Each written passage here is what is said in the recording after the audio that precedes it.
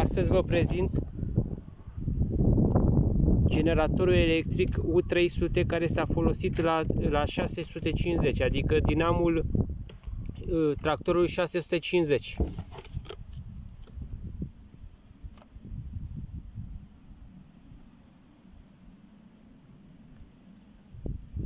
Uitați!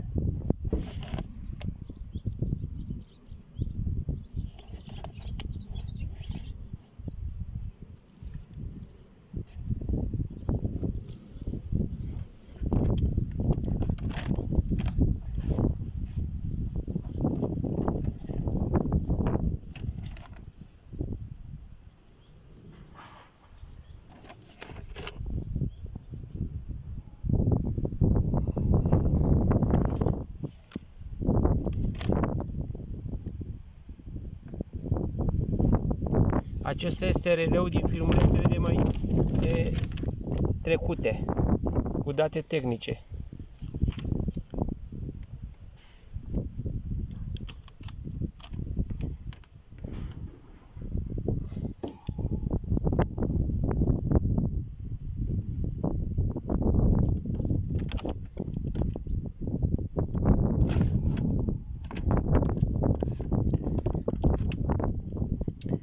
Aici am acest dinam, acest stator.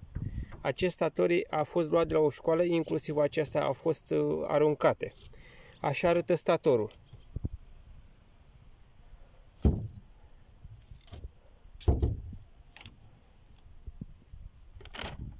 Avea 4 poli.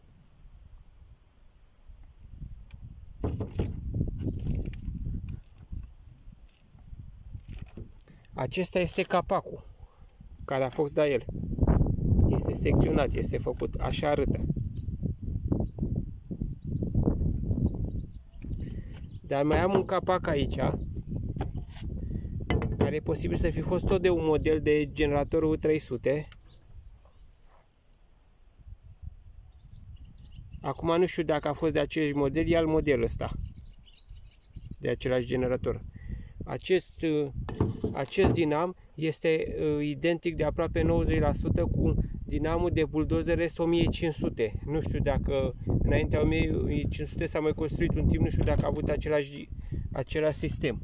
Și acesta este rotorul, acest rotor, așa arătă rotorul de dinam. Rotorul e rebobinat, bine, aici am făcut pentru o încercare.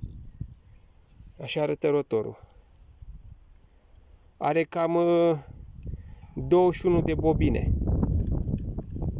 Nu mai este bobinajul original. Este rebobinat. Acesta.